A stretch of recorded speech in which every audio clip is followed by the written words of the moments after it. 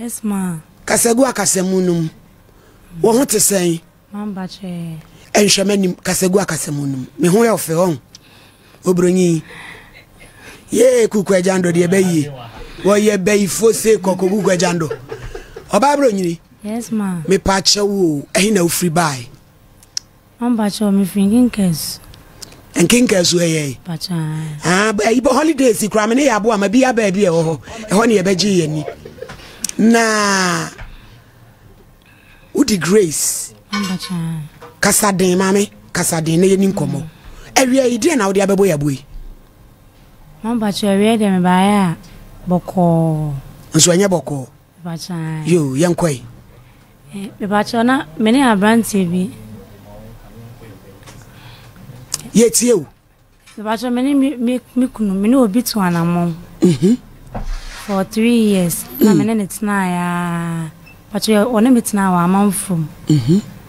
Amanfrom wo ko beso. Pacha wo hwima amanfrom. Oh, okay. Yo. Pacha na me ne tia na obeye me ho ade. Menyemoye na obefi na obeye me ho ade. Obeye ho ade na obebo kokoko. Pacha obebo kokoko na echi me wo ye na obeye me ho ade. Me pacha wo mfie sen. Pacha 26 years. Wo wali nya sen. Pacha wa we ye de getting September na nya 6 years. Wo da so ti awade ase. Pacha wanta wa bana. Ti se utu e beka so ye divorce ana se separate. Ma separate ana se. Obechirim. Yo ye monkomo. Me pacha na menene wo hono ode me kotena abusuafie wa amanfrom. Pacha wona ne bra ena ne bra odi na chi na wono. Ma itifie ensam kekane niema bi. Tina ama mini mi kunu ni ntam wo na ntempa no ka jense. Be me na pacha efia asetina no. Ene me linkin ti misle wa peda ma me. Na ma pacha ka se wa. Pacha no ne mama tifie obi. Pacha ne mama ewu papa. Enti van se nuafo ena my omayerenom. Pacha. Okay. Ndi esa mo twekura benkum ayerenom no na mo kokoko ntokwa no meboa. Ma pacha. To aso Ma pacha nti emu ona na mene ne nyemoye no. Na me ka tro na eja o ka cha mi so de o skami a menyem nti. Isi o wa pressure dan so. Tim pacha me mane me ho ade nwie. So ye me ho ade wi anu akopedan. Na eja. Na miti na sena emu onu ma na ma no we twetwe adwae we ntwi tina ase na me stress me too much na me kunu ka jam ze na me nkom ma me mo no pacha na me afina me be 8 months mte me ko ye no pacha na me ko wo wankin case pacha no be ye me ho ade no sa de me ba ifi hono pacha me ne me kunu ti no me kuma na me ne ti me pisa be me ne me twempna wanti na ni mu da Uku ni nua ba. Me ba try. Oye peniche uku. Me ba try there bi. Okay. Me jami da sami da busuansem ntino. Nsemi won ma ko fifi me bla. Still na man pa try de na tie ne said mi kunu nua panyin no. Pa try no ne ne yele wo baby. Fifi hono ma mu yuso toilet ba ko. Nti me ko ma ne de me ne she bibia toilet ba. Mami pa try wo jina hono kra na me ko me de ne ho abepembo. Bija kwa no plegu mi so na aza asam no ne nyan mi she toilet kra na bia wo e bia ba house kra wudware no wasem pacho ye ne pie adwaye na ga ni sinema ma pacho ni nyina de me fa ne say abusuansem aja machi ni bi manim ni bi ntino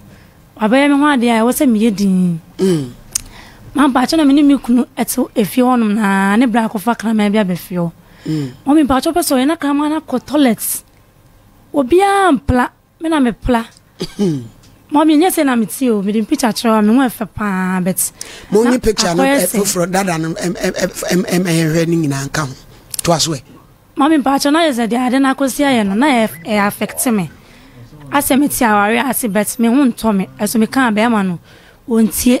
ni ma me ne papa awu efi na ni mo no ma no wo yesto onti no ohun se ni nyina aye sikasem nti no wo nya ready na mommy na asem ni nyan ana me wono mo ana ntawanta we ya krama toilet ya ni bla panyin ne kofa krama ne ba fio krama ne friend say but your friend not ne say not ba nature say wo not yo not dia say wo no so shepeten oba sheti apeti mommy ba cho se bla ne krama ne ko toilet obi ampra just me ni mi kunu ne pla toilet no akoye se mi kunu ni wo fie na obra na yire na ono ne ku akofa kana ma ba na oni fie ho mami pa acho wo fie ho wampra yo na se mi na makoye kra ke 20 no adwuma funu bia wo se mi na meye ana mi kunu so akoye se woni ska kakra nti bibia ne bra na am no papa free mu no bibia ne bra na e enti ne sai o manu mu nti no ne bra ne ka so like on funny thing ko ye jam kla wo me ko tibi ka cha me sane blood e what is ma ne papa fi sane ma ne papa free ma ye din na me shedem na me so papa ewu ma me so ya yarefo te na akoye se ma me my helpless nti no me de mani hwa ade na me ne tia na mommy be me etina akoye se kama ne toilet ni hu nti no oba fia me ne ko se minya asunjo no so we ya na wapi opamade otimi o contract ni ade nti no na me ti fio ma me woda dwane si ja so kra na kama na be kangu no wa toilet me ba twa me so me ni pa bia me mpane ma e tan ni mu bibi sa na na se flat usu ni ka kobo bashi ni adwuma ma me nya bibi sa kra abo de se kan wo hye na mama pa cho ya oba bia ya de hye no but na akoye se o mu no o ma anya ni santi no toilet bahat me so me hu sana na asibibi ya yem me ka che me kunu so wontie tina me ni me kunu ko sa me ni me kunu na dada em so mama wona me nda me de me fa ne say ne already issue bi already issue mami after ko ba akra say da me ne de mo betu no akoda da bu edi enti yenyina ho one me nna no me interest edi enti na beba be ma wona ne ti wona wona eye den unware unsiesie wo hu mami mi tiesie me hu ye pa yare twitwu to ase no ne ade mi shevu me hu baabia na ne ade no mfantwi se akoye se bibi sa happen na me mo ba na mi complain ni nti wo ye na hi ne bla na so no ofa ne se bi kunu ye ni mi ma de we de tokro de nka mfa hu hi hu la jama me so me ne wo baba ako woni wona no edi sen ena no ne wona bi abosome sumi mienu eno ne me ko be 6 months kra no ne wona na nko frɛ match ni bi ya wa nko David me na me o menti unso unfi on pesa me ho kra be kan nti me tu free mpan so kra be da afom on pesa ho be kan mpan so mu blow my way to aso mami ba cho ne mu onu ma na eja se me ni mienu nya na me ba net de am wono nti me ba no so on bed nti wono kwada na me de me ba na to ni mpem aka ne net agusu na me so mada fom the blanket se wa na mada afide wo yesa afi kwa de tu free de am wono no na se me de watua me ba cho da na akwada me so me ne ku ma net se nipa so de me ko fi wa ya che me nti me so me mada na ho eti wo kwa na me so ma tupunu ni mu anopo wa sole bia wo be yi bibi a hye no oboma mi fi ne kula sa me nsole mami ba cho ya o sorry ntomo poma de nti oba no baby o se baby akoda tutu mo do akoho me ba cho da fi wa ba da fu from no and ti ne che se wo no be bomu a wo so nsole esa ta wa me sole no no wa bi o esrai wa ni mahia mami ba cho wo mu na be ma no mama konma akra hia bibi kwa na me ka wo senga mi ko bo mi ti a wo se enye fa na ade ko na like na say e affect me so me nipa bia on say mami mi nyini sa nti bibia na sa ahye me so na me dwen sa na me so ti ena chesana akoye se edem okwa to bebi no hu na dem wo no nti mi so me ya ni ade wo hu na no ana mami mi hu na sa me wo ye na hi o hu mani mu a be ma me ne ta on ma mo nkomo kra da ede na hu ya ma ne wale o sa nsenkyere ni nyina wa hu bi mfiti ase mami pa cho samo twempana nyinsen kransa ti wa hu red flag bia mami pa cho de bet na me hu no se on se be ma bi wo no ma won pesa but be a true our me da na nya ne hwe almost ayi no nyawe me ne wo be sesa me boa sesa na na wadwen ye o mami me da me kwa me da na me sesa na wo ti but me used to say me mwa no ebi se me ne tan sa na wo ti but na tu beti na handle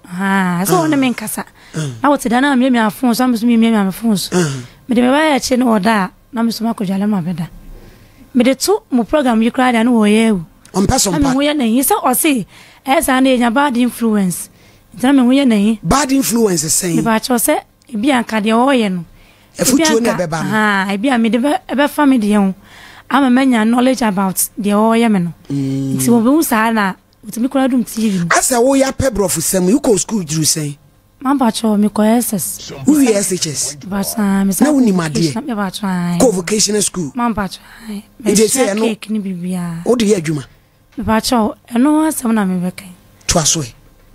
mommy ba cho eno ko no na de me ko tu mu na me ko suan wato oven sieve me kunu enya sika na me ka was store na me timu no ta was asay ena fan ko si he say no wa sika na mo na ajame susu me ne wo bent me say every pem no bia o be che ni to me but me hu say na as boy no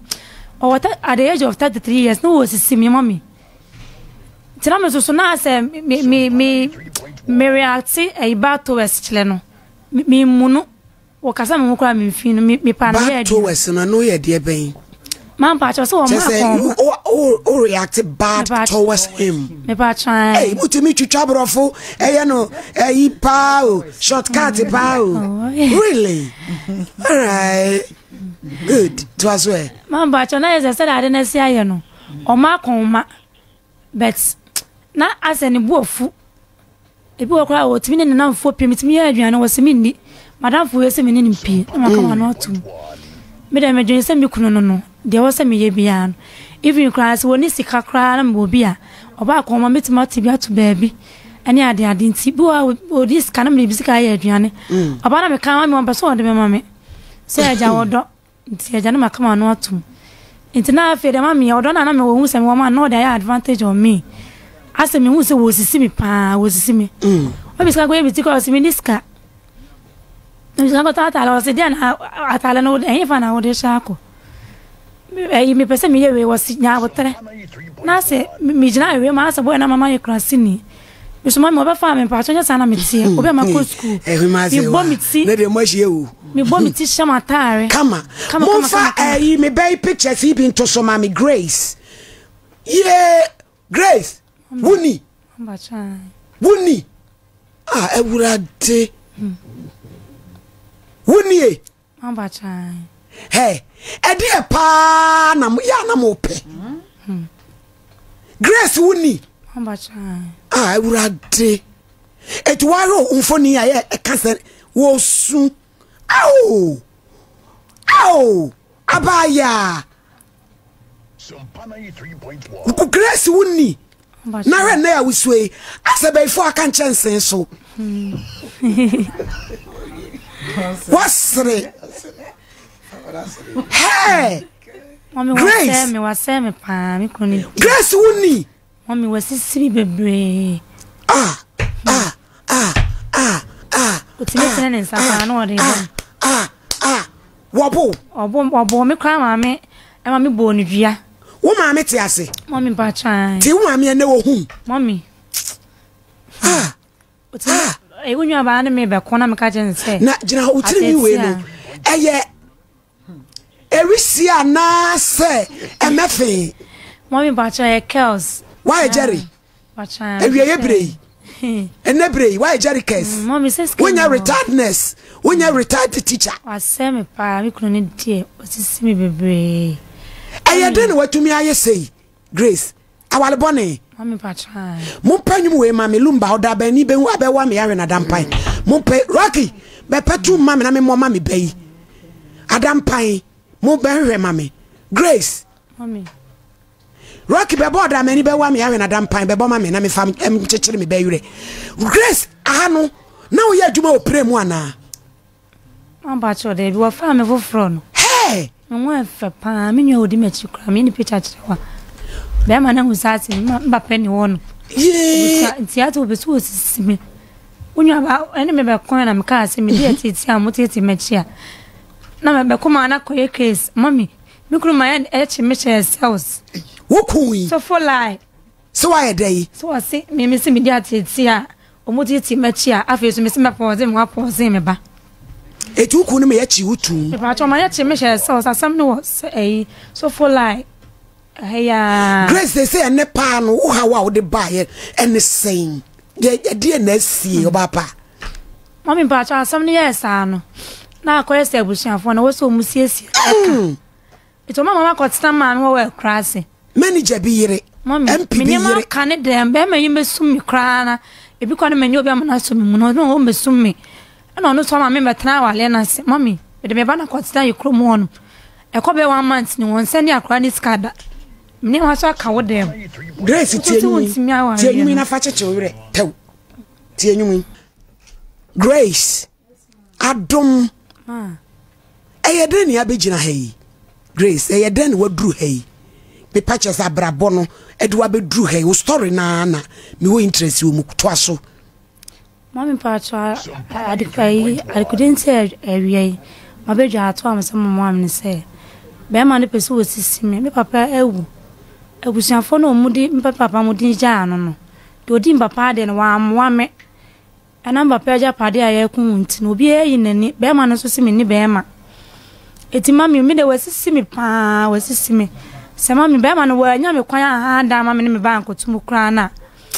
mami asunje e fa na sunje me se me na mo medwene pa ono so won se ni akura ni ska adazoa producer mo fra brantie na mame eja akon mo fra ne mayen na bia na me be yasem a wo ke na no krenim na ye musa no nti se wo de awade no mpe biem ana ba cho be ma no wo mpeme mo ma ne wale me a obete eti mama mewu efiso so wo flifi o afeso so ada o de di ankyere me so so na mama koda no kra na ma odo kra me wo man mami ba cho wo de mu made a kire mami me de mu 2 days o me be me kra so wo niska me nua ba ya wo di machi mpona ne bebe me ti me ne be ma ne tina kuma na o ma na me so me ye kire wo no we me ba cho wa man from ho no ma na me ko me koto no ne magu wa twene ne ma begu ho no me kunu ma me nua obia nka bi ma me na be ma no wo ye tintiniti mami wasisi mi pa be ma no wasisi me efiensi enu pa me ne tena ye no e de na wo ye ma me obe ya me ho ade sika kra wo nya kra ta ne kra ma me bi biko ya wasimi de twiaka ti be ma no wasisi mi pa ma me se wo nya me kra kra if you come obi kra so ne mu na se wo nya me kwan ha da ma me ne me ba tuma be ma no kra so nya fe na so nya kra wo nya bi nyabotre fi se wasisi mi pa wasisi na che sa wade no nyade ama emperifo atranse agu no me ba cha ono kra so mpem biem be be me ko bia me fa ne nko enti pa info no so pesa so mu ka ne sa se like mami pa cha asem ne si last year June ya be ka ya be so wono bro no be so no wo no obi nka nkyere ne yesi afre na wo mfa me ba cha wa man from pa cha o shima man from ye fre no Isaac Ejako mami pa cha ne ga ne mo bi be hu ne the one wa pamade ewe I'm from wa the one mesra me pesa me do picture ne beto so answer enti no fa phone no na ye ni nkomo ye pa wo chewo ansa na ye do picture na to so ye ma unse yakodai ye ma unwie akodai sa e ma na bra bon sei ti mesra me dofo fa phone no bia na oba wadi kanti oba be suma gu so abe chechira Fred David be mpem num e de afa ukom ti na me pesa won so fa phone no na ye di nkomo ye nyanya no Grace to aso nenso wa wanfa kora me dofo me so body for kwabna na tiwe ye be kwa man from ho ye be ko ho baby opamade ho ella wallahi dan kabrim dan kabam ye be ko ho enti se wo dia a wo hwa ne se wo mpa awade ni biem mami mpa cha ye wo mpeme ka wo dia wo pe no se dia wo ye wo ka